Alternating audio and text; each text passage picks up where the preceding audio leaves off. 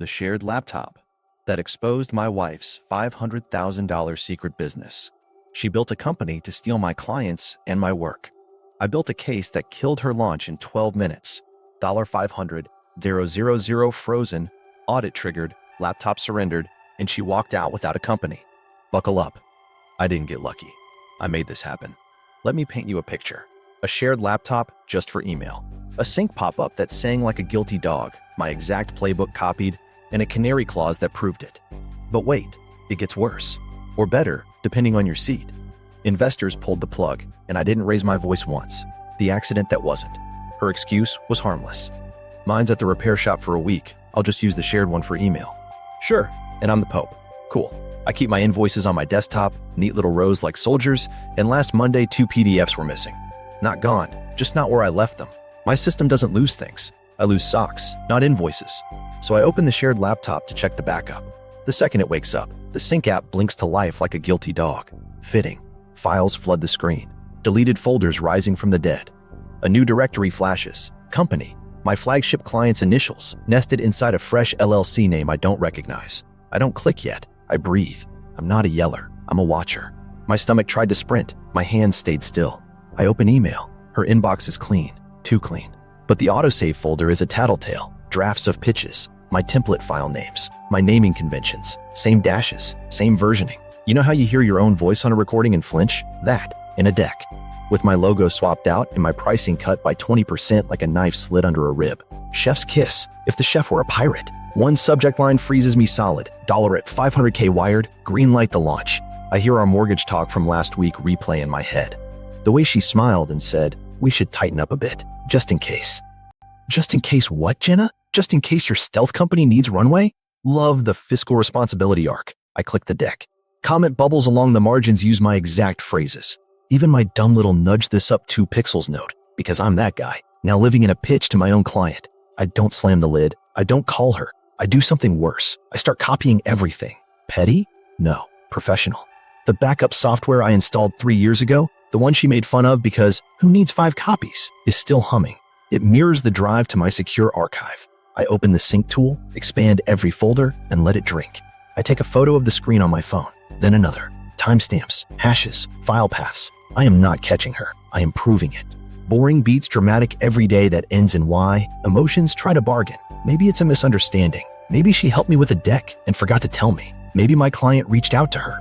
Then I find a folder named her new LLC, same initials as my client tucked inside, and an investor name I pitched last spring. There's a screenshot of a wire. $500,000. My panic stands down. My planning stands up. Hi, planner.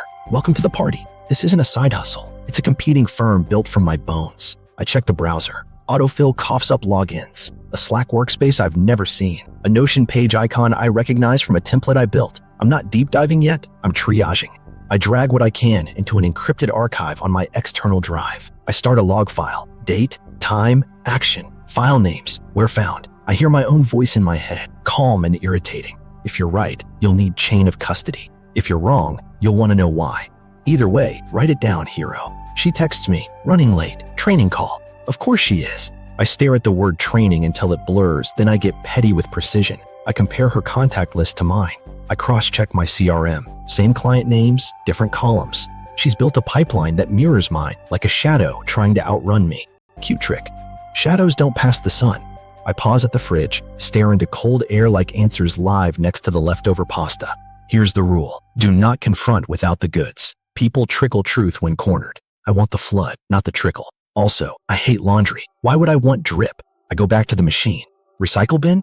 Overflowing with final _ files. There's a cap table draft with 3 angel names and 1 rival advisor who smiled at me across too many conference tables. There are NDAs addressed to my contractors. The signatures look off. I take screenshots. I don't accuse. I archive. Accusations age poorly. Screenshots don't. The stakes crystallize in a single line in my head. My business, our marriage, and possibly handcuffs if this spiral's stupid.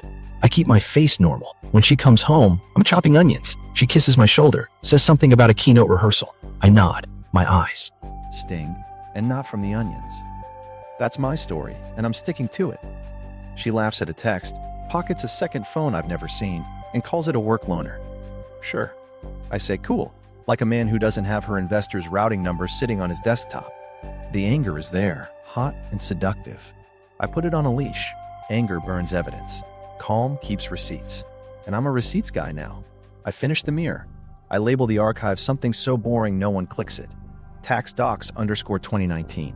Then I close the laptop we used to stream movies on and whisper to an empty room, "This is theft, and I can prove it." The room whispered back, "Be boring." I decide two things before I sleep. 1, I won't confront her. I'll document her. 2, tomorrow, I start mapping her pipeline, her investors, and her launch date. If she wants a company built from my work, she's going to trip every wire I set on the way to cutting the ribbon. Balloons optional, the evidence mine. Morning hits like a memo I wrote to myself. Coffee. Door locked. Laptop open. I move like a lab tech, not a husband. Methodical. I start with the email archives because email never really deletes anything. It just hides and hopes. The sync app mirrored more than I realized. Local caches, offline folders, autosave drafts. Gold. The IT version of finding $20 in winter coat pockets. Her inbox looks curated. But the drafts folder? A landfill. I open a chain titled Deck V7. It's my architecture with her voice taped on top. She even kept the dead versions, which is beautiful for me. Autosave shows timestamps that don't lie. The night she said she was at training, the deck version jumped 3 times, each with my pricing sliced thinner. Documentation purrs. My inner accountant does jazz hands. I pivot to cloud links. The sync tool grabbed a neat little file called recent.hes.json. Inside are breadcrumbs, Notion, Google Drive, Slack export. Favicons are like tiny billboards for guilt. I click the Notion links. Some are dead outside the house, but the page previews cached. Titles like Go to Market, Client C, and Investor Questions, Objections Handling. The bullet points are familiar. My lines, softened and reworded, like I'm watching my own face wearing someone else's haircut. Nice cut. Still my face. Then I hit the folder named with her shiny new LLC, tucked under Operations. Inside is a treasure chest labeled VIPC View. That's my flagship client's initials again. There's a doc called Transition Plan If One. If One. One from whom, Jenna? It outlines a handoff of accounts, scopes, and onboarding tasks. My contractor names show up in a column titled Potential Hires. Next to each, a status, contacted, NDAs sent, waiting on signature. My jaw tightens. I open the NDAs. Because why cry when you can cross-reference? The signatures look like they were photocopied out of a ransom note. Fonts don't match. Letter spacing is off. One of my contractors has a nickname he never uses on paper, and somehow his signature includes it. I grab screen recordings this time, scrolling slowly, cursor hovering over the dates. File properties, modified by, created on. I narrate to my own laptop like a courtroom. These are forged. These were used to solicit my people. Keep moving. We are not arguing on vibes today. Financial folder next. A screenshot named Funds Received. I open it, and there it is again. The wire confirmation for $500,000. Different angle, different device. The memo line reads, Phase 1 Initiation. I backtrack to see where this money came from. A subfolder called Capital. There's a PDF term sheet from an investor I pitched last spring when I was still naive enough to think handshakes meant anything. I scroll. They included a clause about IP representations and warranties. She checked a box that says, "We own everything we're using." My heart does a slow, polite flip. Thank you for your overconfidence. Also, thank you for checking the box I needed. I start a master index. File names, hashes, locations. I copy the wire screenshots, the term sheet, the deck versions. I add a note. Chain of custody maintained via continuous mirror, C-log. My hands stop shaking. A machine clicks into place. Victim brain is on lunch break. Planner brain just clocked in. He brought a label maker. Timeline time. I open file histories on the pitch decks. When did the first copy of my assets appear? Q3. The slump quarter. The one where I was sleeping on the office couch, telling myself it would turn. She built her skeleton crew then. Calendar entries show co-working with map links to a building that sells artisanal coffee and hopes. The Slack export the sync tool dragged in is partial but loud. Channel names like Sales War Room, Ops Onboarding, and my favorite, Targets. In Targets, they listed my current clients with color codes. Green for poachable soon. My name lives in a thread titled Messaging Differences, where they compile what I say on sales calls and how. To reframe it cheaper, I taste copper. Also, a little espresso because apparently Betrayal pairs well with dark roast. Buried in admin/incoming is a spreadsheet titled Cap Table Draft. I open it. 3 angels, small checks, and a familiar name under Advisor Strategic. He's the rival who likes to pat my shoulder like he's blessing me. He's getting equity to steer her ship with my compass. Cute. I grab copies, screen record, scroll slow. The camera loves details. So do auditors. There's a doc named Objections, Legal. It's basically a script for when someone asks awkward questions about IP. The answers are breezy. We built this from scratch. Founder's prior work was conceptual only. I flag it. Then I see an email thread where she sends NDAs to my contractors from a throwaway domain that looks like a typo of my company. She CCs a generic HR alias. The sign-offs are the same shaky fakes. I pull the mail headers. Full path. Source IP. Jot it down. Dear future court, enjoy this breadcrumb tray. Then the gift. A folder called Launch Plan Week. It lists the venue, AV schedule, keynote deck, investor attendee list, and a social calendar. The keynote draft includes a humble brag slide about winning our first enterprise client, my client. The logo is blurred, but the outline is unmistakable. They plan to unblur it live. That's not just arrogance, that's evidence on a platter. Thank you for catering. I find a text export sitting in an iTunes backup. Second phone, same Apple ID for a week before she switched. She texts the rival advisor. We can undercut by 20% and offer 90-day sprint. He'll cave or look slow. He replies, get the signatures. Investors need assurance you own the stack. She sends a thumbs up. My stomach goes quiet. Decisions get easier when people write their intentions down. Also, thank you for using words instead of smoke signals. I package everything. I create an encrypted archive separate from the mirror. Different drive, different label. I add an index with time-based notes. I start a running narrative. What I opened, why I opened it, what it showed, how I preserved it. If this goes to lawyers, I want the story to tell itself without me in the room, preferably while I'm eating something fried. Before I close, I check one more place. Cloud Trash. People forget Cloud Trash. Her drives bin holds early drafts of her LLC operating agreement. The dates line up with my worst week of Q3. There's a scanned sticky note that says, ask M about compliance across states. M is the rival advisor. Next to it, a scribble. Use his pricing tiers. Lower entry. My tiers. Lovely. At least take me to dinner first. I sit back. The rolling realization finishes rolling. This isn't messy. It's a business plan. It's my business plan. Ported, polished, and launched under a new banner with borrowed capital and forged paperwork. I don't slam anything. I breathe. Then I open a new note and write the next sentence I need to see. Find an ally who hates thieves more than she hates me. Spoiler, I know exactly who to call. The trickle truth at home. Dinner turned into a stage play I didn't audition for. I chopped, she stirred. We both pretended nothing was weird. She said, training ran long, like she was reporting the weather. I said, yeah, and let the silence do push-ups. She filled it. New platform rollout. Time zones are brutal. Time zones. Cute. The clock on her wrist didn't lie as well as she did. Quick gut check for you watching. If your partner comes home with time zones are brutal and a second phone, do you confront or document? Am I wrong here for choosing silence over fireworks? I kept it small. How's your team? She blinked, half-second pause, then smiled. Just me and a few temps. Temps. Right. The Slack channel said otherwise. I nodded like a bobblehead and tasted the sauce. Needed salt. Also honesty. But we were out. Her tells were normal person tells. New blazer tagged gift from a friend. A co-working keycard she called guest access. And the second phone that appeared, then disappeared, then came back with a protective case like it had tenure. I asked, loaner? She said, backup. She said it fast, like the word might escape if she didn't pin it down. Here's the thing about trickle truth. It makes time heavy. Everything slows down while you pretend to believe what you can prove is wrong. You study tone, cadence, the way someone holds a spoon when they're lying. I poured wine and kept my eyes soft. She relaxed into it.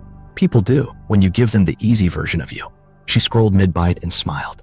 A quick, private smile. Thumb swiped. Phone flipped. Face down. Wrong number, she said, without me asking. I sipped.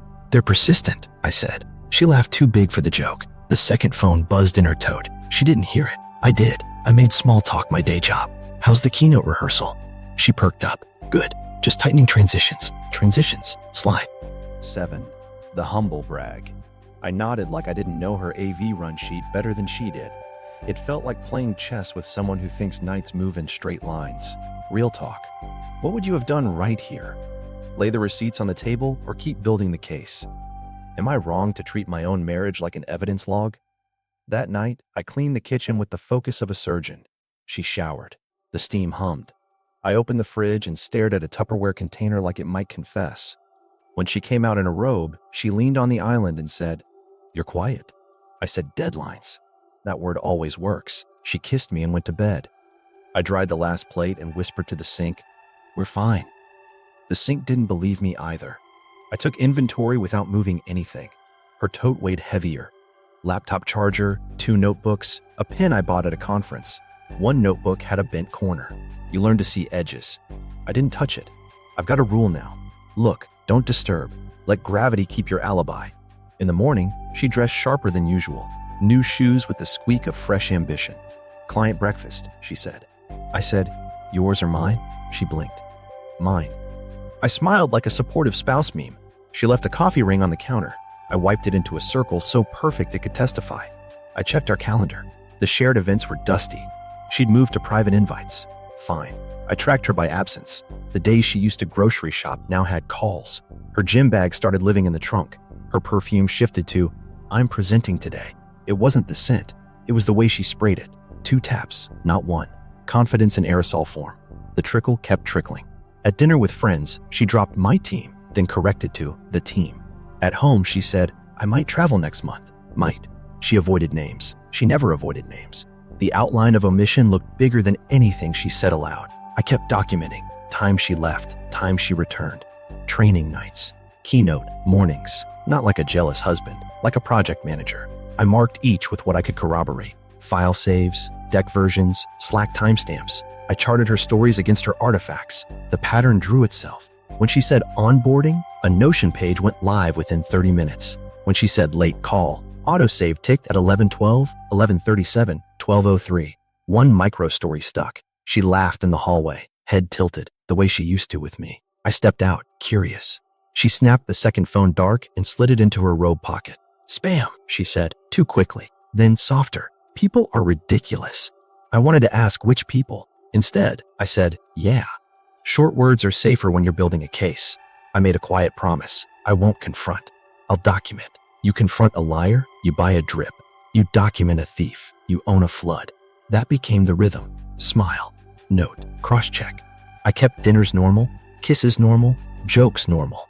Anger wanted a scene. I gave it a spreadsheet. By the end of the week, I'd stopped hoping for an honest conversation. I didn't want one. I wanted proof heavy enough to dent a table. The pipeline, the investors, the launch. I'd find them, line them up, and let gravity do the rest. When she slept, I drafted a single line on a sticky note and slid it under my keyboard. Don't chase a confession. Build a conclusion. Digital detective mode. Before I dive in, last sanity check. You find mirrored decks, forged NDAs, and a $500,000 wire tied to your client's initials. Do you call her, call a lawyer, or call the investor? Am I wrong for choosing document first, confront never? As the door clicked behind her, I slid into the chair and let the browser confess. Autofill is a gossip. Type low, and it offered logins I didn't know she had. The password manager hint bar showed dots of different lengths, workspaces, drives, tools. I wasn't guessing passwords. I was mapping where she lived online. Cached favicons lined the history like road signs. Slack, Notion, DocuSign, a data room provider I've used. I opened the sync tool shadow folders and found exports it quietly saved when she flipped tabs too fast.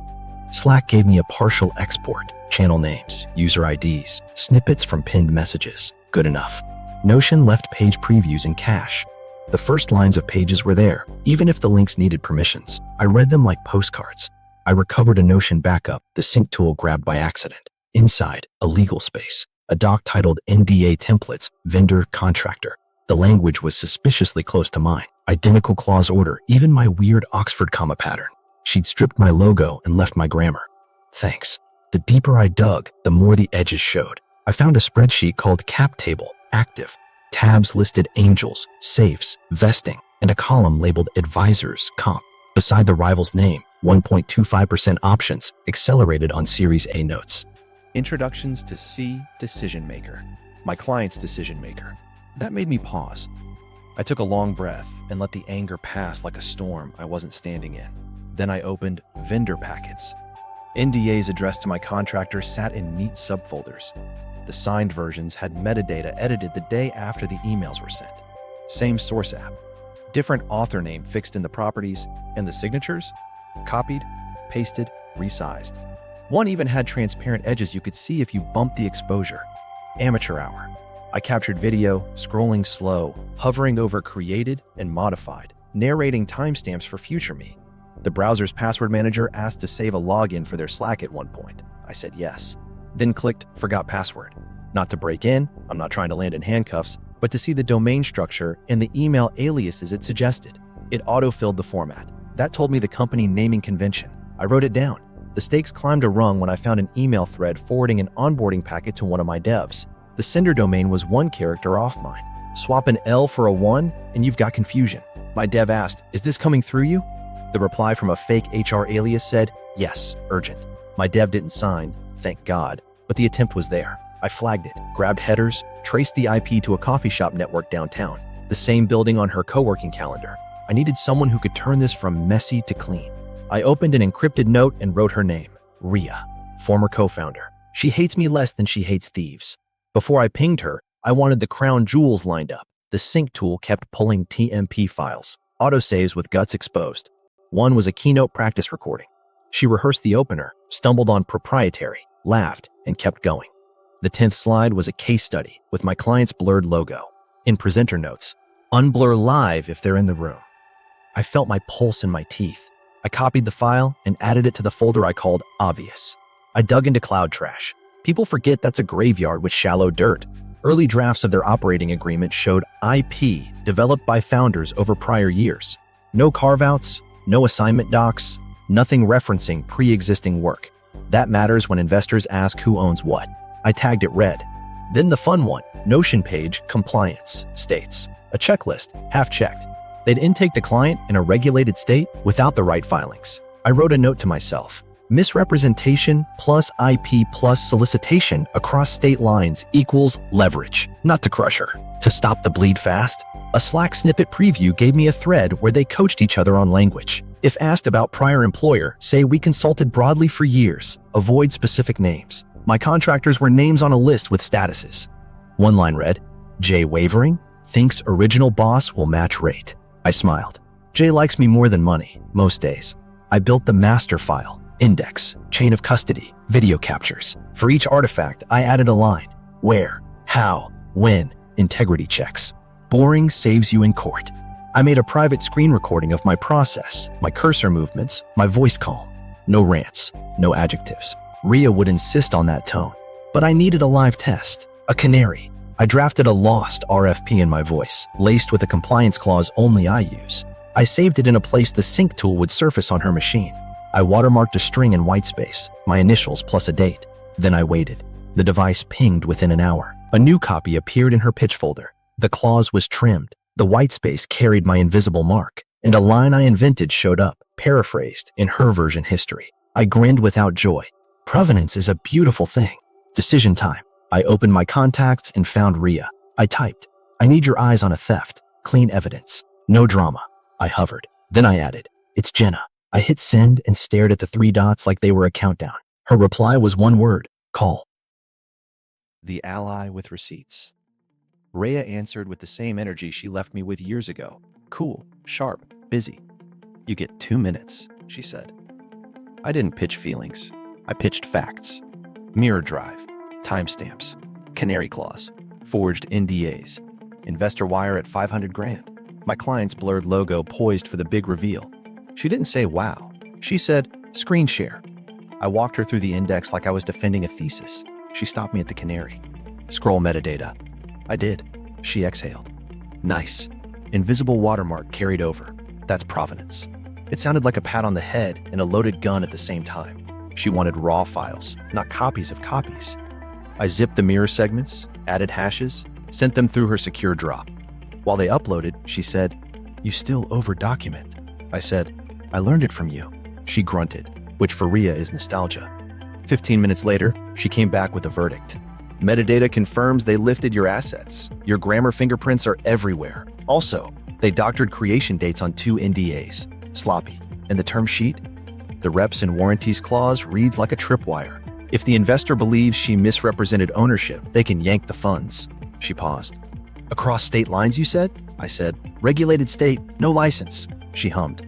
Compliance violations plus IP theft is catnip for risk officers. She didn't ask how I felt. She asked what I wanted. I said, stop the bleed. Keep it clean. No splashy revenge, just irreversible. She said, so you finally listen. Then we build a master file, evidence index, chain of custody, narration neutral, no adjectives, no she betrayed me nonsense. It's boring. It's lethal. We opened a shared doc. She structured it like a legal machine. Exhibit numbers, short descriptions, source paths, hash values, capture method, integrity checks. I dropped in video captures with my monotone commentary. She flagged anything that smelled like opinion. Cut obvious theft. Replace with identical clause order. See comparison. I obeyed. The story got sharper when I shut up. She added a section I wouldn't have thought of. Potential regulatory exposure. Bullet points only. Misrepresentations in investor materials. Forged NDAs sent to cross-state contractors. Unlicensed operations in a restricted jurisdiction. Investors hate surprises, she said. They hate regulators more. Then she handed me a gift wrapped in pragmatism. There's a compliance clause buried in that term sheet, mandatory audit rights upon suspicion of breach. If we trigger it without sounding hysterical, the investors' counsel will ask for device surrender. I pictured Jenna's face when a stranger asked for her laptop. My throat went dry. I said, "That's nuclear." Rhea said, "It's policy." We needed one more thing, a test of their leak channels. Rhea called it channel hygiene. We drip a controlled piece and see who bites. I told her about the Canary RFP. She smiled in her voice. Good. Next, we plant something that only a specific subset would notice. Make it irresistible. Low risk, high signal.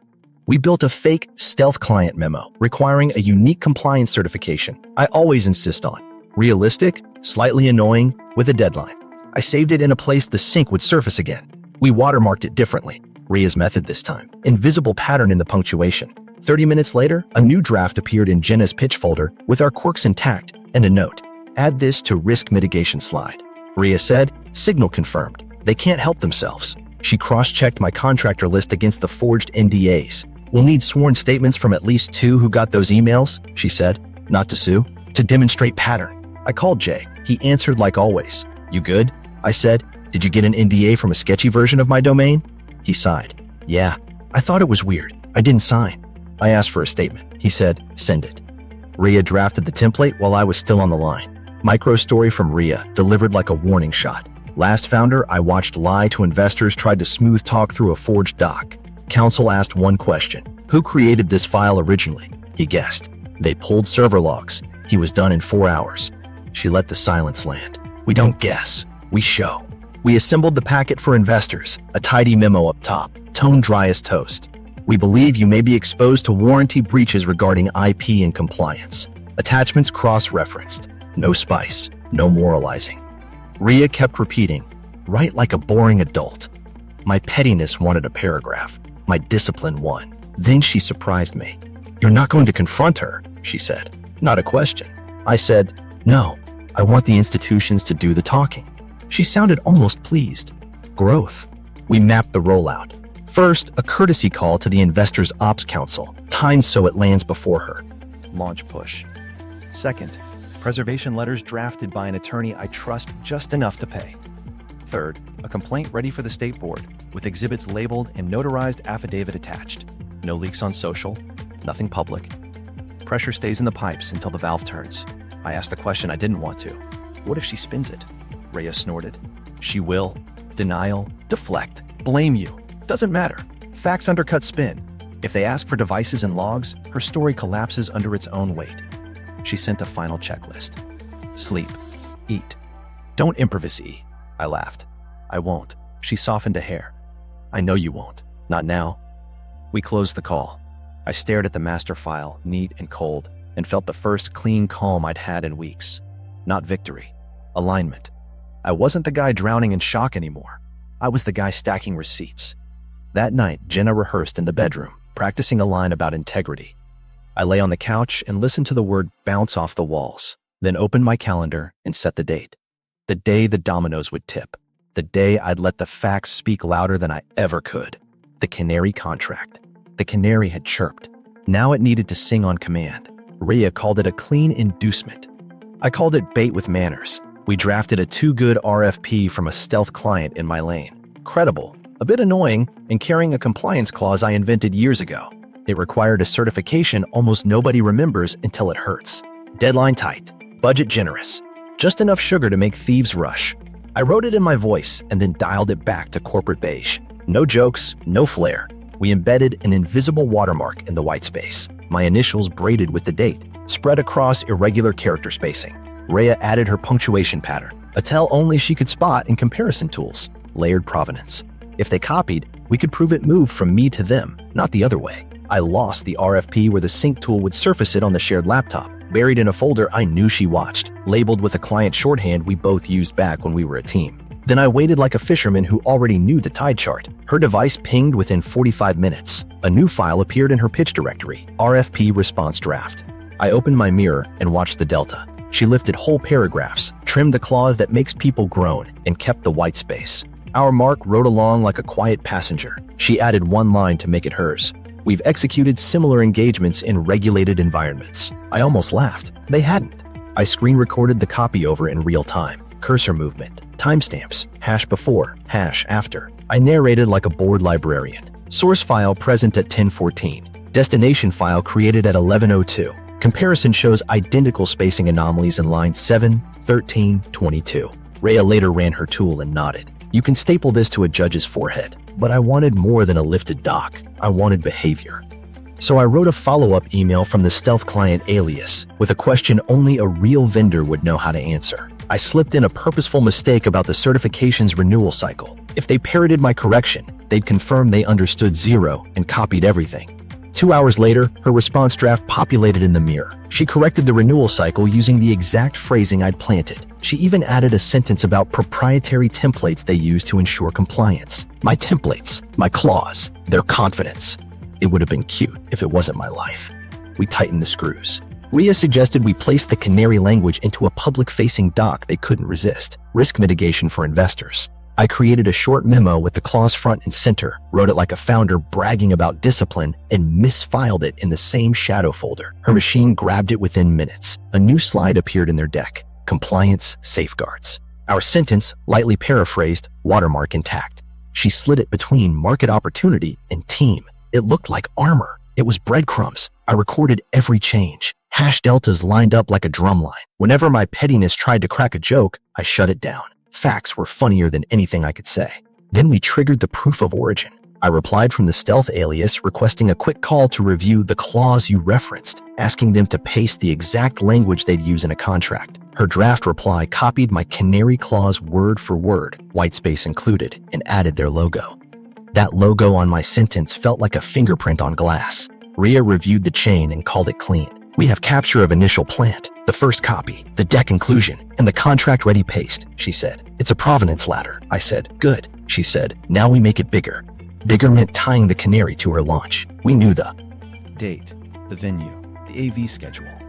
I mocked up a vendor requirement that referenced the same clause, AV insurance compliance, with the identical phrasing tucked into a rider. Rhea said, too cute. I pulled back. We instead added a note in the investor packet. See attached clause appearing across marketing materials and contracts. Original authored by complainant. Dry, precise, deadly. I planted one more variant, just to be sure. Same clause, one character substitution in a spot nobody reads. The hyphen changed to an on dash. She copied that version into an onboarding checklist. When we compared later, the dash told the story. Rhea smiled. That's the nail. At home, Jenna floated around the kitchen rehearsing cadence. We take compliance seriously, she repeated, hands slicing air. I stirred pasta like it owed me rent and said, always smart. She didn't hear the edge. She never heard edges. She sanded them. The next morning, I sent Rhea the final canary bundle, video walkthrough, hash table, side-by-side comparisons, and my affidavit draft with the boring sentences. I created X on date Y. I stored it in location Z. I observed file A created with identical anomalies. She trimmed 2 adjectives and sent it back with sign and notarize. Before lunch, I walked into the UPS store, handed over my ID, raised my right hand, and swore that my boring truth was true. I left with paper that made everything heavier. Back at the desk, I set the final piece. A calendar reminder synced to the hour her keynote rehearsal ended. The canary wasn't just singing. It was perched in every place she'd claim was hers. When the investor asked, who owns this language? I wanted the answer to be a timestamp, not a story. The trap wasn't dramatic. It was quiet, layered, and polite, and it was ready. The launch she can't miss. Her launch wasn't a date on a calendar. It was a shrine she'd built to herself. Venue with exposed brick. Stage wash in corporate blue. Investor row blocked off like royalty seating. I knew the run of show better than the stage manager.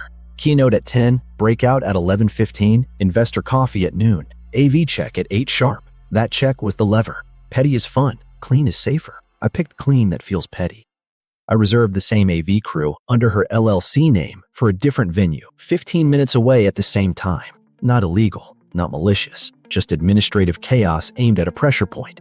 When the crew called to confirm, both bookings looked legit. Deposit paid, schedule tight. Someone would scramble on the day. Scramble means mistakes. Mistakes mean conversations I wanted to happen. Rhea rolled her eyes and then admitted, "It's tidy." We added a note to the investor packet. Operational inconsistencies observed. Dry language that translates to, "They can't run a calendar. Can they run diligence?" Investors judge risk on stupid things. Miss an AV check, lose a point for competence. I wasn't tanking her. I was nudging gravity.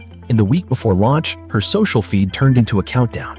Teasers with close-cropped photos of lanyards, a hand gripping a clicker, an out-of-context quote about integrity builds trust. I saved them without comment. Under each, investors liked, advisors wrote proud, and a rival left a fire emoji like he was 18. I noted names. The guest list matched the wire I'd screenshotted. Good. The right eyes would be in the room when counsel asked for devices. 2 days out, I tested my patience against a wall. She floated through the house humming, practicing her open. She stopped and looked at me. "Nervous for me?" I smiled. "Do your reps," she laughed. "Always." The tug to blow it all up right then pulled on my ribs. Walk into the bedroom. Put the wire on the bed. Demand the scene. But scenes don't hold up in front of counsel. Receipts do. I let the tug pass like a storm cloud. The plan beat the impulse. I sent the investor packet the morning before her event. Courtesy tone. No drama. "We believe you may be exposed to warranty breaches and regulatory risk." Exhibits tabbed.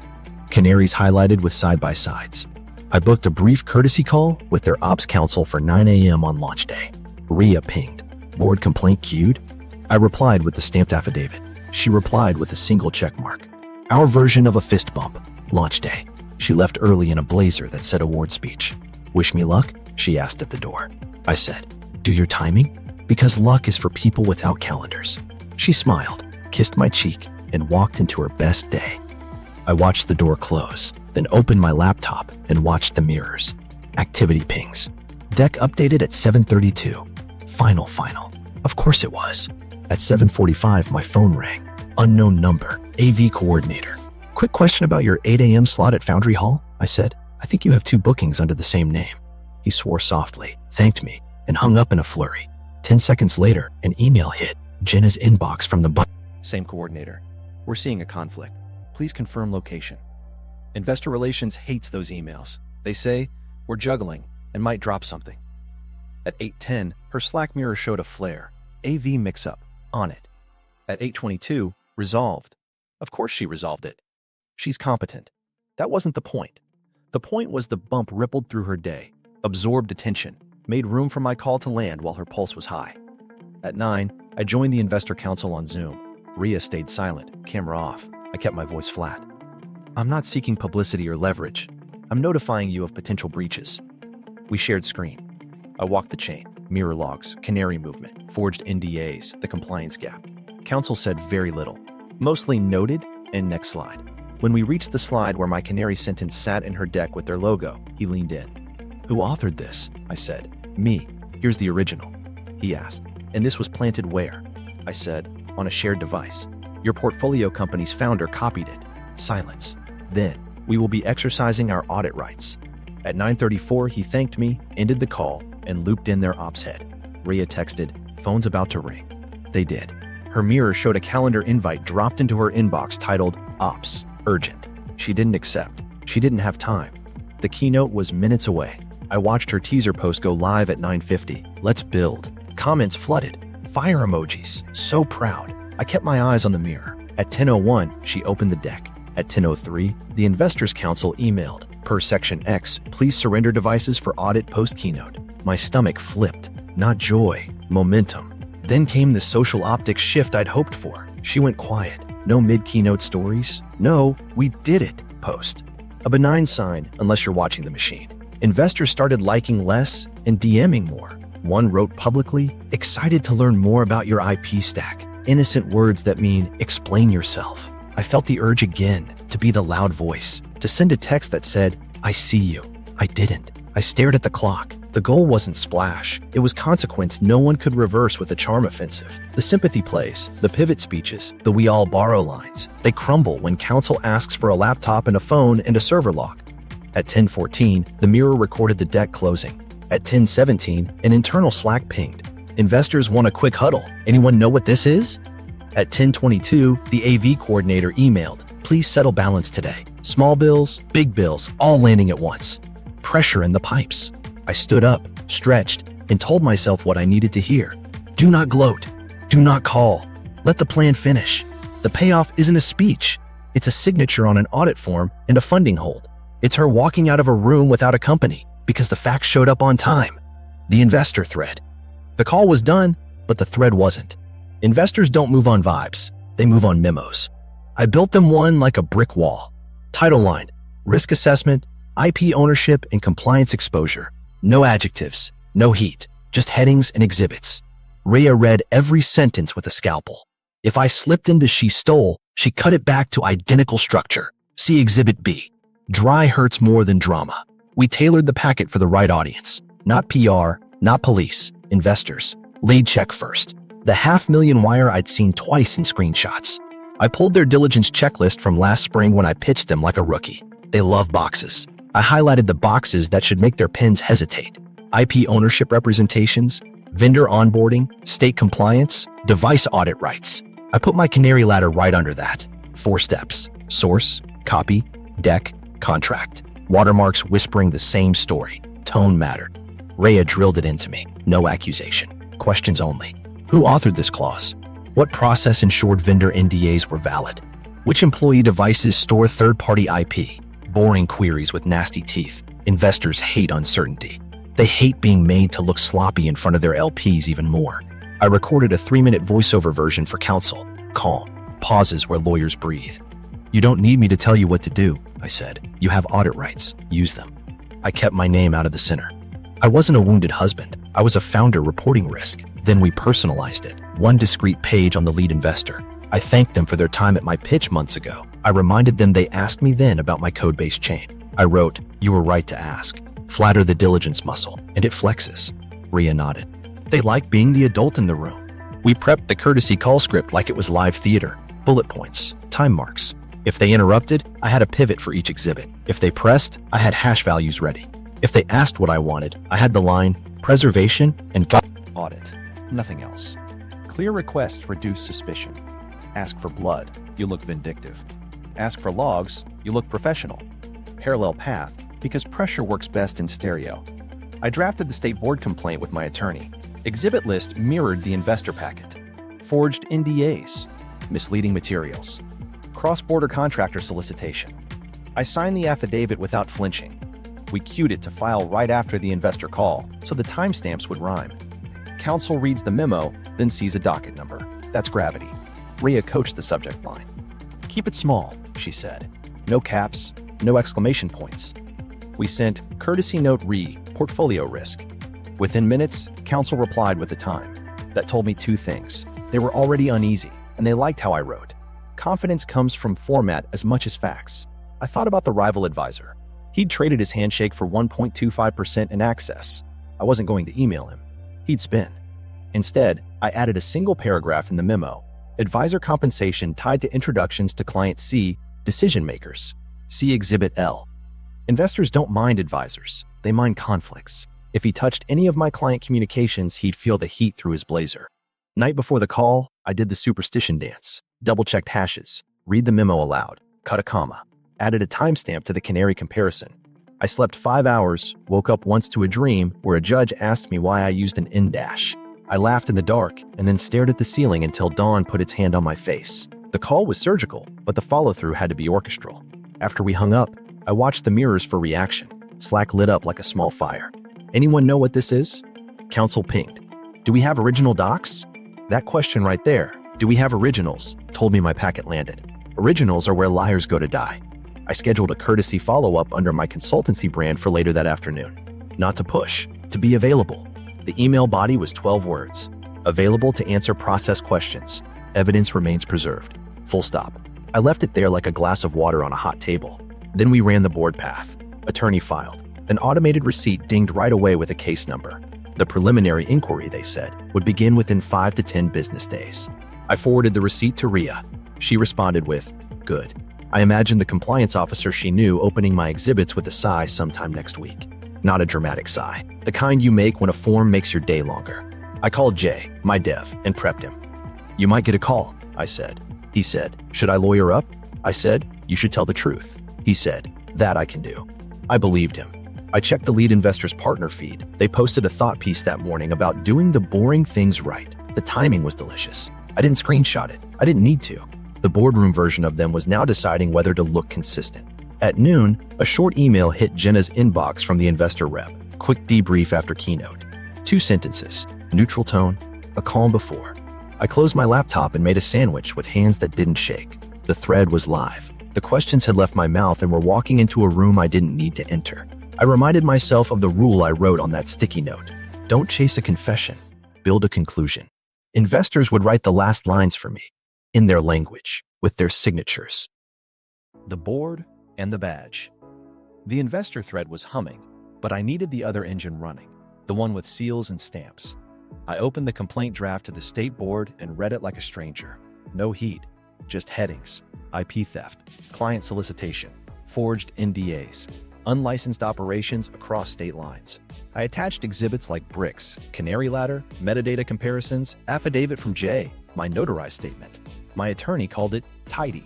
I called it oxygen. Rhea looped in a compliance officer she knew, a voice that sounded like a calendar invite. "I can't advise you," she said, "but I can explain process." Process was all I wanted. Intake, preliminary inquiry, preservation letters. I said, "We've preserved." She said, "Good. Don't touch anything else." I took my hands off the keyboard like it was a hot stove. We walked the complaint line by line. She flagged one sentence. "Remove stole. Replace with copied without authorization." My mouth twitched. Words matter when badges review files. I made the change, initialed the margin, and re-exported the PDF. My attorney slid over the final version with a polite, "Ready." I signed again. The UPS notary was beginning to feel like a coworker. Parallel path kicked in. My attorney drafted preservation letters addressed to Jenna's LLC, the rival advisor, and the hosting providers. Simple language. Retain all documents, communications, devices, backups, and logs related to the named topics. No threats. No TV lawyer swagger. Just the line that matters. Failure to preserve may result in sanctions. I sent them via certified mail and email with read receipts. Click, click. Paper and pixels marching in step. I sat with the weird feeling of being efficient about my own life detonating. You don't get confetti for doing this right. You get quiet, which is better. I reminded myself, I'm not here to humiliate her. I'm here to stop the bleed and keep my business alive. The rest is noise. Across town, the launch air still smelled like espresso and ambition. In my inbox, the board's automated reply landed. Complaint received, case number assigned, preliminary review within 10 business days. I forwarded it to my attorney and Rhea. She sent back a single dot. In Rhea speak, that's proceed. Then she handed me the grown-up move. "We need to set the hour where everything tips," she said. "Investors trigger audit, board opens file, counsel serves preservation, tight window, no leaks." We picked Wednesday, 1 p.m., 3 things in 90 minutes. I blocked the time on my calendar as ops review because some jokes are just for me. Before the hour, I called my client, the one whose blurred logo sat in her deck like a dare. No drama. 2 quick items, I said. 1, we're renewing at current terms with a discount for loyalty. 2, if anyone approaches you claiming to transition you, please forward me the email. He laughed. "Someone tried last week. Domain looked like yours if you squinted drunk." My chest tightened. "Don't engage," I said. "Forward it." He did. I added it to Exhibit Q and felt the floor get sturdier. At 12:55, my attorney hit send on the preservation letters, time-stamped. At 1:03, Investor Counsel replied to my courtesy follow-up. "We're proceeding with device audit under Section X. Short, clean, perfect." At 1:18, the board's compliance officer, same voice, zero inflection, called for a clarification on scope. Translation: they'd actually opened the file. We clarified. I didn't add adjectives. I closed my eyes after and let the chair hold me up. The badge wasn't literal, not yet, but the authority was there. An investigator would read my packet like a grocery list, tick boxes, request logs, and maybe, if the lines connected cleanly enough, knock on a door. I didn't want the door knock. I wanted the pause. The kind where people stop pressing send and start hiring counsel. At 2:06, my phone buzzed with a number I knew by heart. Jenna. I didn't answer. She left a message that started with my name and ended with, "Call me." My lungs forgot how. I put the phone face down and wrote a note. "Don't improvise." The next word she heard from me would be in a room with counsel present. Not because I wanted to be cold, because temperature melts cases. Rhea pinged, "Remember why?" I typed back, "Stop the bleed." She sent, "Good." Then she added, "Expect denial, deflection, bargaining." I said, "I'll bring facts." She said, "Bring silence between facts." It sounded like Zen. It was strategy. That night, I walked through the house like it belonged to a version of us that still existed. Her mug on the counter, her blazer on a chair, the shared laptop on the shelf where this started, humming quietly like a witness. I wanted to smash it. I ran my hand over the lid instead and said out loud to no one, "We're almost done." The next morning, my attorney set the meeting. Neutral location. Conference room with a view that made people behave. Independent counsel for investors on one side, my chair on another. A spare seat in the corner for the compliance officer if she decided to observe. I packed my master file, 2 copies, labeled tabs, and a small, stubborn part of my heart I promised not to use. On the way out, I checked the mirror one more time. Activity on her devices was erratic. Files opened, closed, renamed, reopened. To me, it looked like panic. To the packet, it looked like logs. Either way, gravity was working. I locked the door, pocketed the keys, and told myself the only line that mattered now. The institutions will do the talking. The meeting she walks into. Neutral lobby. Neutral smile from the receptionist. Conference room glass that makes everyone speak softer. I set my binder down and kept my hands flat. Investor counsel came in first. Gray suit, precise eyes. Independent, not her buddy. Good. Rhea wasn't in the room, but her notes were in my head. Facts, pauses, no spice. She arrived late by 2 minutes that felt like 20. Blazer pressed. Hair perfect. The kind of calm you glue on in a car mirror. She saw me, blinked once, and chose her chair like it was a chess piece. "What is this?" she asked, nobody and everybody. Investor rep answered, warm but steel. "A clarification meeting." He slid water toward her. She didn't touch it. Counsel opened. "Thank you both. This will be brief. We received materials raising concerns about IP ownership, vendor onboarding, and compliance." She cut in. "From him." Counsel didn't look. "From multiple sources." I didn't nod. I kept my breathing on a leash. We started with the timeline. I placed Exhibit A on the table. Mirror process. Continuous. No gaps. Hashes recorded. I didn't look at her. Counsel flipped, scanned, then tapped the canary ladder. "Walk me through this." I did. Source file. First appearance on her device. Deck inclusion. Contract paste. I kept my tone like a voicemail to myself. Calm. Boring. She tried to interrupt on step 2. "We collaborated sometimes." Counsel held up a finger. "We'll get to that." She dropped back into her chair like a spring told to behave. Investor rep leaned in at the forged NDAs. "These signatures." I slid the side by side. "Spacing anomalies. Metadata shows edits after return. Contractor affidavit states he did not sign. He studied it. Jay has always been conservative." I said, "He sent a sworn statement." Counsel asked, "Original emails?" I handed the headers. Source IP, coffee shop network tied to the co-working building. Her jaw worked. Everyone uses that building. I shrugged a millimeter. "So do you." We moved to the term sheet. Reps and warranties page flagged in yellow. Counsel's voice didn't change. "You checked that you own all IP used in operations." She smiled like a hostage.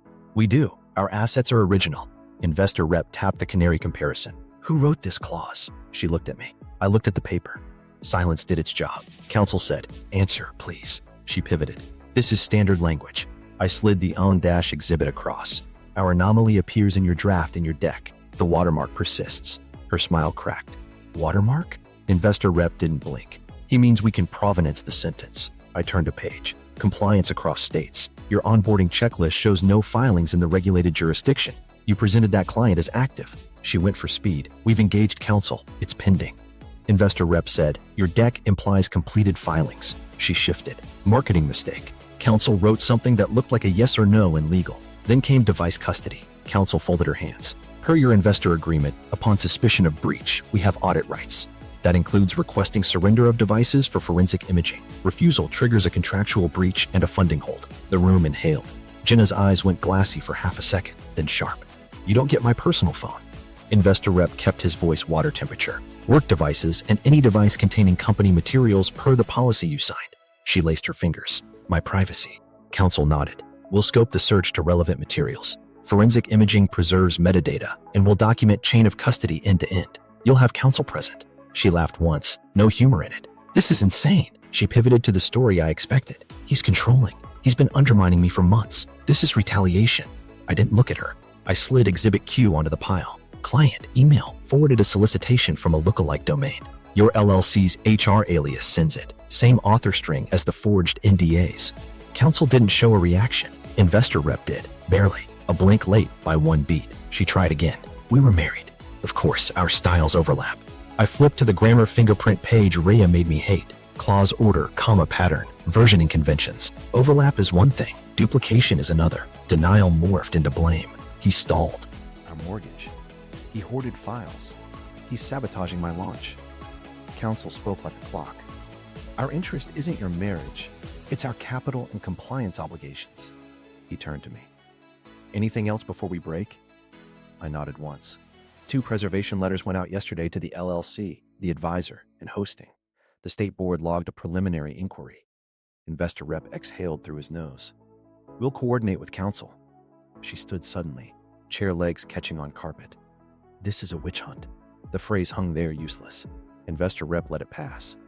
Jenna, we'll need your laptop now. Phone after we set the scope. She looked at me like I'd just stolen our house. I kept my eyes on the binder.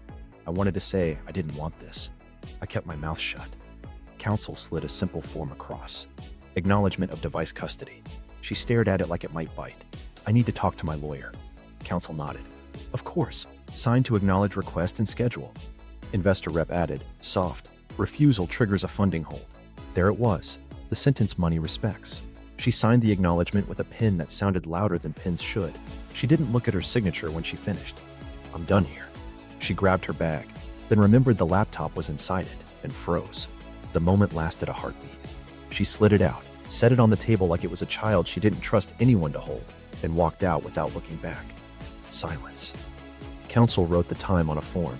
Investor rep turned to me. We appreciate the professionalism. I nodded, because thanks felt wrong. He added, You'll hear from us after the audit. I said, Understood. We shook hands like we were ending a polite lunch. In the hallway, the air tasted like dust and endings. I didn't feel triumph. I felt gravity.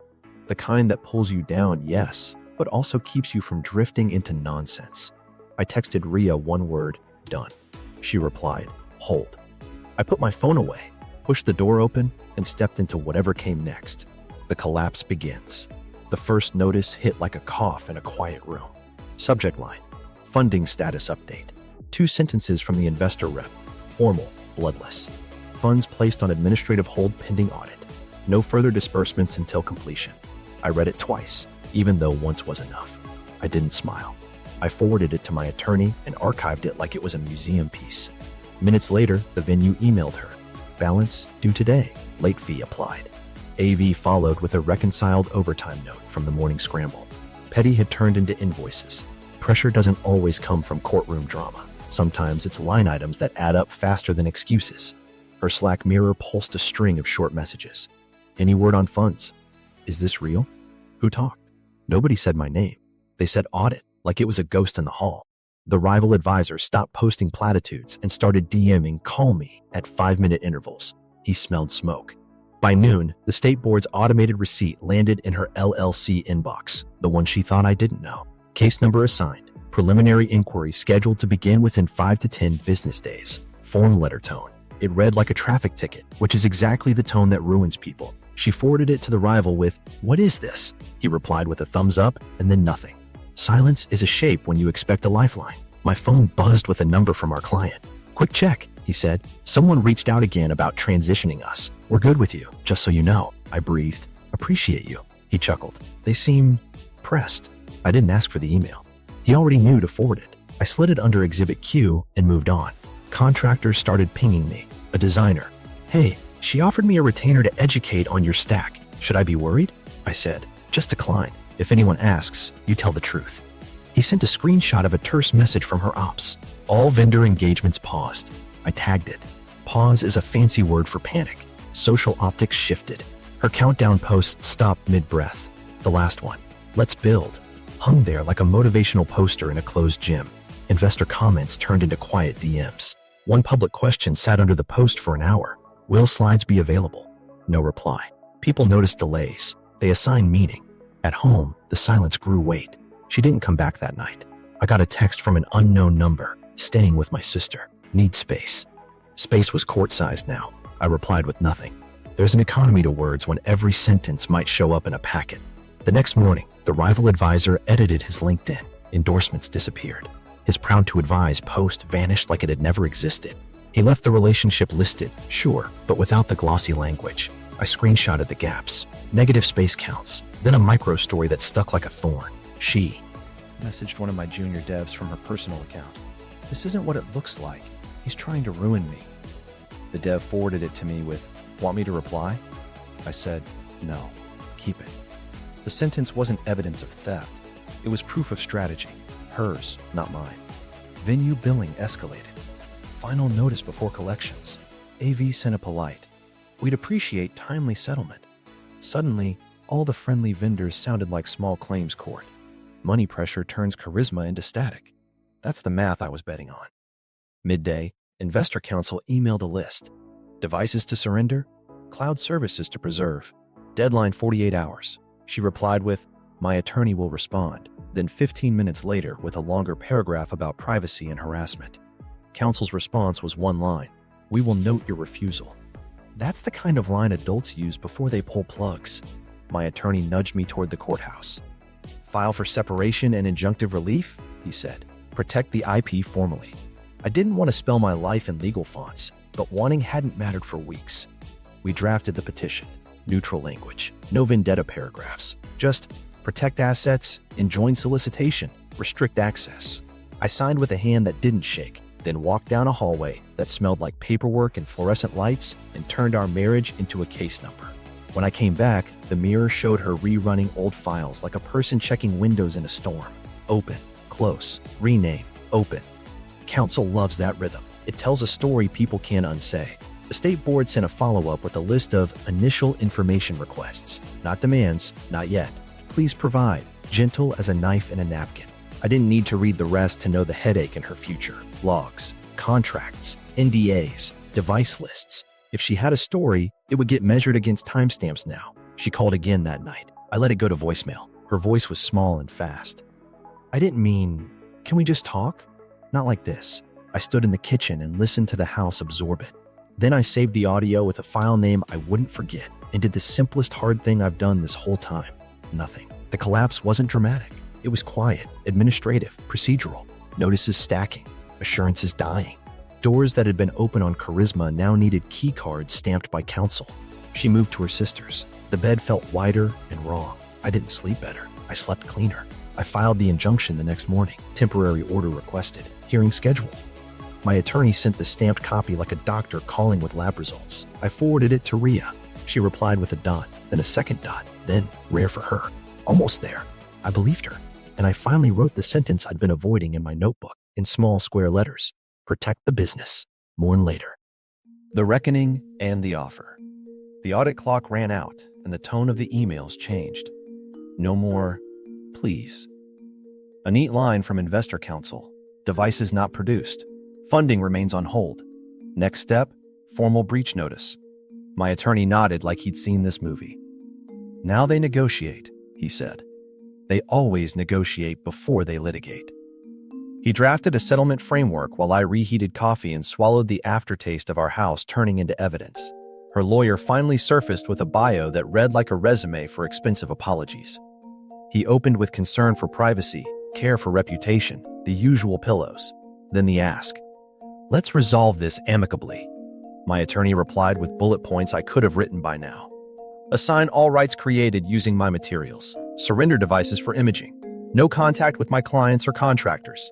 Mutual non-disparagement. Return of funds obtained through misrepresentation if investors claw back. Clean, cold, complete. She called at dusk from her sister's kitchen, lawyer on mute somewhere. We don't have to do this, she said, voice low and tired. We can fix it. I listened to the hum behind her, a refrigerator that didn't care. Fix what? I asked. The mess, she said, meaning the audit, the board, the injunction, the holes in her story. We could roll your company into mine. Co-founders, tell investors we merged IP. It would have been funny if it wasn't so insulting. That would be more misrepresentation, I said. She went quiet, then defensive. You're being dramatic. I looked at the stack of notarized statements on my table. No, I'm being specific. Rhea slid a note under the door by text. Stay boring. Don't argue. Ask for surrender. I followed the script. Sign the assignment. Produce devices. Agree to no contact. We'll cooperate with investors to minimize damage. She tried a different door. What about us? I heard the old us tug at something soft. I thought I didn't have left. I let the tug pass. We'll address the marriage when the facts stop bleeding. Her counsel sent a counter like a hand extended and full of needles. Narrow scope on device imaging. A clarified no contact that still let her respond to inbound from my clients. A co-marketing statement about shared methodologies. My attorney redlined it into an obituary. No inbound exceptions. No marketing. Full image, not cherry-picked exports. Assignment of all code, docs, decks, notes, templates, and derivatives. If she wasn't sure what counted, it counted. Rhea's audit swept once more through the mirror. She found something new in the shared laptop's event logs. A wiped script attempt that failed because the sync tool had a lock on the directory. A half-baked delete on the same folder that held the Canary response draft. Rhea forwarded the diff with a simple caption, bad faith. My attorney added it to the packet with a note about spoliation risks. Her lawyer's next email changed key, more conciliatory, less posture. Investors tightened the vice. Formal breach notice drafted, delivery pending. A single olive branch. If she executed a clean assignment and cooperated fully with audit, they'd forgo immediate civil action and allow a controlled wind down. Translation: exit quietly or be dragged. She read the same sentence I did and dialed me at midnight. I'll sign if you pull the board complaint. I stared at the ceiling. No, I'll cooperate. I won't pull. She exhaled like I'd taken away her last trick. You're cruel. I closed my eyes. I'm consistent. We set a meeting to execute. Small room, fluorescent light. Her hands shook just once when she initialed the paragraph assigning all right, title, and interest in anything built with materials sourced from me or my company. She hesitated on no contact. They'll think I ghosted, she said. They'll know you signed, I said. She looked up at me like we were at a kitchen table again. Do you hate me? I swallowed the easy answer. I protect my business, she signed. My attorney countersigned. Investor counsel witnessed. Paper made the betrayal official in a language I could live with. Then the investors walked. Email at 4:12 p.m. Investment withdrawn. Portfolio company to wind down. Remaining funds, if any, to be returned. Her Slack mirror posted a final message from Ops. Effective immediately. Operations are paused pending dissolution. Reactions blinked out as people left the workspace like lights in a building going dark floor by floor. She sent one more message to my personal email, long and looping. Regret. Explanations woven into weather. I was scared during Q3. I wanted control. You shut me out. The sentences asked for a fight that could revive us. I didn't give it oxygen. I responded with 4 lines. Received, settlement executed, cooperate with audit, do not contact my clients. It read like a machine. That was on purpose. I turned to what mattered next. Clients first. A letter in my plainest voice. Transparent. About the audit, clear about the assignment, an apology for the noise, and a discount for loyalty. Calls booked. Hands shaken through a screen. Trust rebuilt. Not with speeches, but with delivery. Rhea signed off on the last sweep of systems, closed every window she'd opened, and left me with a folder named Stay Boring. I smiled, despite myself. I wasn't celebrating. The company I loved was still breathing, but my marriage had a toe tag. I felt it while deleting her shared account, my cursor hovering before I hit remove. I said her name to the empty room like a eulogy and clicked anyway. Then I sent one last email to investors, counsel, board, my team, thanking them for professionalism, confirming cooperation, promising silence. The reckoning had been paperwork, not fireworks. The offer had been a trap I didn't step into. And the lesson was a sentence I'd already written. Protect the business, mourn later. Aftermath, not victory. Rebuilding isn't heroic. It's spreadsheets at 1 a.m. and coffee that tastes like apologies. I started with the ugly list. Which clients needed a call, which systems needed locks, which passwords needed to disappear like bad rumors. I turned 2-factor on for everything, rotated keys, killed old tokens, mapped who had access to what, and then cut it down to bone. My calendar became a stack of small wins. Invoice sent, bug squashed, contract renewed. Not victory laps, just breaths. I called clients one by one, no script. We're steady. Audit's done on our side. You'll get delivery like always, plus 10% off this quarter because loyalty counts. Most didn't care about the drama. They cared about tomorrow's deployment. That was a relief and a sentence. Keep showing up. Nights bled into mornings. I slept on the couch for a while, not because the bed was haunted, but because the couch didn't pretend. I ate standing up. I answered my team's messages with emojis when I had nothing left. They answered back with commits and quiet humor. Jay pushed a patch at 2 a.m. and left a note. For the boring future. I smiled in the dark and approved the merge.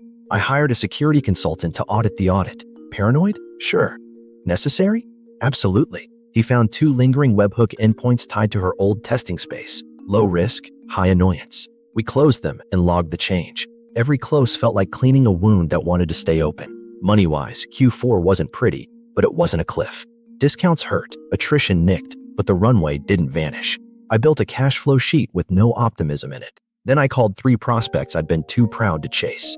Pride is expensive. They weren't. 2 signed. One said, "We heard about the situation. You handled it." That line fed me for a week. Then there was the house. The echo of her mug on the counter, the hair tie in a drawer, the toothbrush I threw away twice because I took it out of the trash without thinking. I backed up our shared photo album, stared at the beach shot where we looked like 2 people who'd aged well together, and hovered over delete. I didn't hit it. I moved it to an archive named Later and shut the lid. I'm not brave enough to erase a person. Not yet. Friends did the check-ins. "You okay?" I said, working. That answer was true and incomplete. My sister asked if I wanted to vent. I said no. Words felt like gasoline. Quiet felt like water. I took walks instead. Long ones. No headphones. Just shoes and the sound of my city being itself. The rhythm helped. Rhea kept her distance the way good friends do when the work is done. She sent a checklist and a single line at the end. Add back life. I wasn't sure how. I added a plant to the office that I forgot to water and a cheap lamp that made the room warmer. Small attempts. Not a reinvention. Just light. I kept the rule on my desk. Protect the business, mourn later. Later started sneaking in anyway. In the middle of a deployment, I'd hear her laugh from a keynote rehearsal, and my chest would tighten like someone had pulled a string. I'd stop, breathe, and then write a test. Grief needs edges. Work gives you those. The board sent a bland update, inquiry ongoing, no additional requests at this time. Investors sent a final line, matter closed on their side, wind down in progress. I saved both PDFs in a folder named Endings and resisted the urge to open them again. Closure is a file you stop clicking. People asked for a moral. I don't have a neat one. Love doesn't excuse theft. Ambition without boundaries is hunger with a better pitch deck. If you share a life with someone, don't share your security hygiene. Also, install a sync tool you forget about. It will remember you when you can't. What'd I do sooner? Write the policies we kept saying we didn't need because it's just us. Draft the contractor NDAs with real signatures from day one. Keep personal and business devices separate like a religion. And if your gut slaps you in the face, don't apologize to it. Ask it for a List. What saved me? Boring habits. Backups. Logs. Naming files like a librarian. Friends who speak fluent evidence. A team that likes shipping more than gossip. And the part of me that can sit on my hands while the loud part begs for a scene. I'm not going to dress it up. This hurt. It still does. I miss who I thought we were. I miss the version of me that didn't double-check everything. But I like the version who survived. He writes things down. He picks clean over clever. He locks the door and sleeps. One last thing. If you're listening to this and you're at the beginning, the weird feelings, the small lies, the heavy time, start documenting. Not to win a fight, to build a conclusion. Facts are slow, and then they're a verdict.